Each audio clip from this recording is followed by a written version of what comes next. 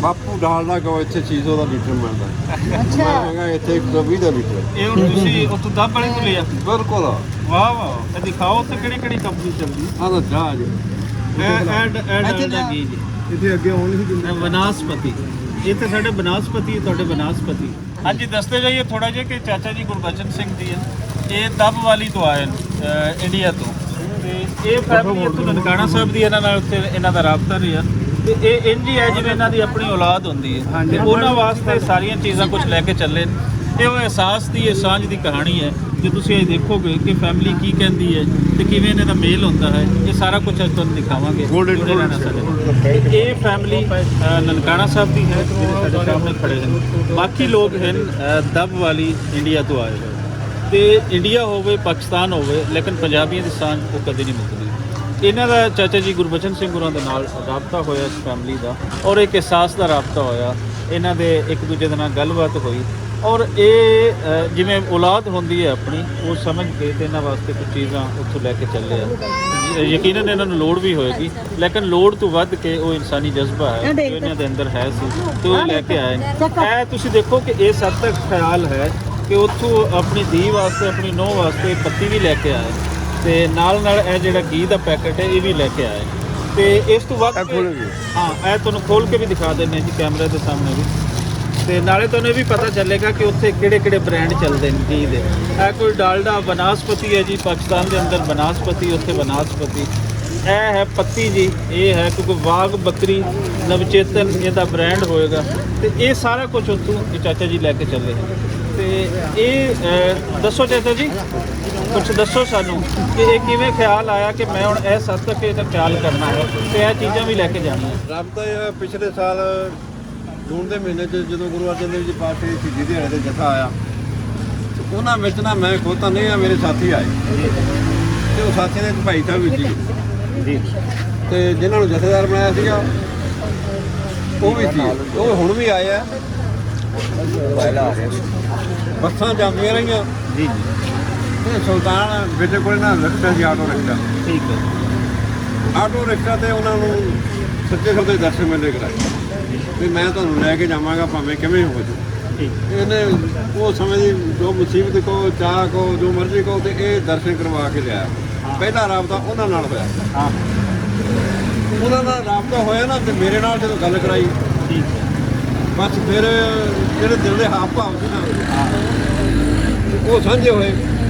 ਪਿਛਲੀ ਵਿਸਾਖੀ ਤੇ ਇੱਕ ਬੇਟੀ ਆਬੂ ਧਾਬੂ ਠੀਕ ਹੈ ਲੁਧਿਆਣੇ ਦੀ ਸੀ, ਤੇ ਜਦੋਂ ਉਹਨੂੰ ਆਬੂ ਦਾ ਵੀ ਪਤਾ ਲੱਗਾ ਵੀ ਬਾਪੂ ਨਾ ਵੀਜ਼ਾ ਉਹ ਹੀ ਲਵਾ ਕੇ ਦੇਊਗਾ ਮੈਨੂੰ, ਤੇ ਮੈਂ ਜਾਣਾ ਜ਼ਰੂਰ ਆ। ਮੈਂ ਕਿਹਾ ਤੈਨੂੰ ਨੰਬਰ ਕਿੱਥੋਂ ਮਿਲਿਆ? ਕਹਿੰਦੇ ਜੈਪੁਰ ਤੋਂ। ਠੀਕ ਹੈ। ਤੇ ਮੈਂ ਕਿਹਾ ਤੇਰੇ ਪਾਸਪੋਰਟ ਦੀ ਕਾਪੀ ਭੇਜ।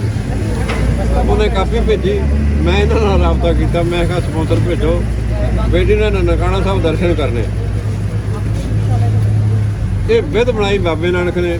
ਬੇਟੀ ਦਾ ਵੀਜ਼ਾ ਲੱਗਿਆ। ਮੈਂ ਕਿਹਾ ਵੀਜ਼ਾ ਤੁਹਾਡਾ ਉੱਥੇ ਲੱਗਣਾ ਆਬੂ ਧਾਬੀ ਤੋਂ ਪਰ ਮਹੀਨੇ ਲੱਗੂ ਘੱਟੋ ਘੱਟ।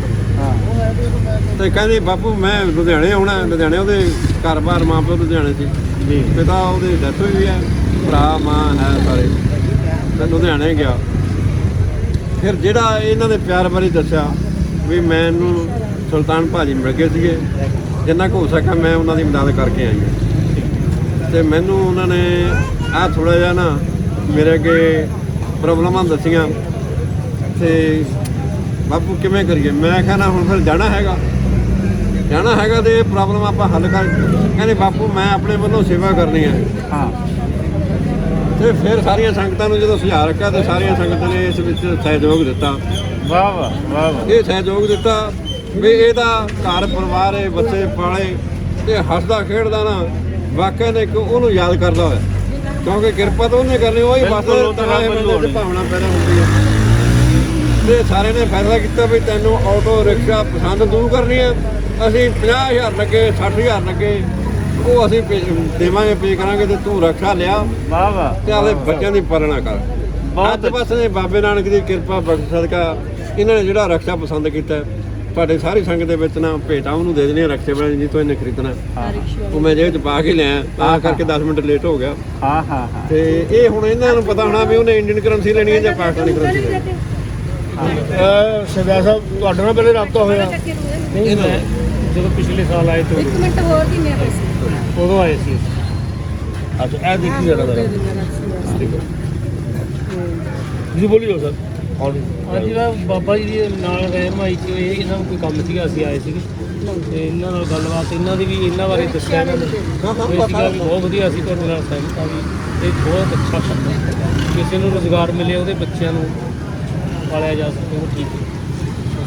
ਮਹਾਰਾਜ ਦੇ ਰੂਲ ਮੁਤਾਬਕ 1 ਮਹੀਨੇ ਦਾ ਰਾਸ਼ਨ ਇਸ ਪਰਿਵਾਰ ਨੂੰ ਦਿਖਾਣੇ ਨਾ ਪਸੰਦ ਕਰਨੀ ਕਿੱਥੋਂ ਲੈਣਾ ਹੈਗਾ। 1 ਮਹੀਨੇ ਦਾ ਰਾਸ਼ਨ ਇਹ ਹੱਸਣ ਖੇਡਣ ਵਧਣ ਫੁੱਲਣਾ ਇਹ ਮਨ ਦੀ ਨਾ ਤਾਂ ਗਾ ਅਰਦਾਸ ਹੈ ਤੇ ਬਸ ਪਰਮਾਤਮਾ ਅੱਲਾਹ ਤਾਲਾ ਇਹਨਾਂ ਨੂੰ ਨਾ ਹਰ ਵੇਲੇ ਖੁਸ਼ੀਆਂ ਖੇੜੇ ਬਖਸ਼ੇ। ਇਹ ਮਨ ਦੀ ਦੁਆ ਤੇ ਹੁਣ ਇਹਨਾਂ ਨੂੰ ਨਾ 1 ਮਹੀਨੇ ਦਾ ਰਾਸ਼ਨ ਵੀ ਇੱਥੋਂ ਲੈ ਕੇ ਦੇਣਾ। ਜਿਹੜਾ ਇਹਨੂੰ ਮੈਨੂੰ ਲਿਸਟ ਨੇ ਬਣਾ ਕੇ ਭੇਜਤੀ ਆ, ਉਹ ਲਿਖੀ ਤਾਂ ਹੈਗੀ ਸੀ ਉਰਦੂ, ਮੈਂ ਇੰਗਲਿਸ਼ ਲਿਖ ਕੇ ਭੇਜ ਦਿਓ, ਮੈਨੂੰ ਸਮਝ ਆਊ, ਤੁਹਾਡੀ ਭਾਸ਼ਾ ਨਹੀਂ ਸਮਝ ਆਉਂਦੀ ਜਾਂ ਸਾਡੇ ਵਾਲੀ ਲੈਂਗੁਏਜ ਪੰਜਾਬੀ 'ਚ ਲਿਖ ਦਿਓ ਜੀ।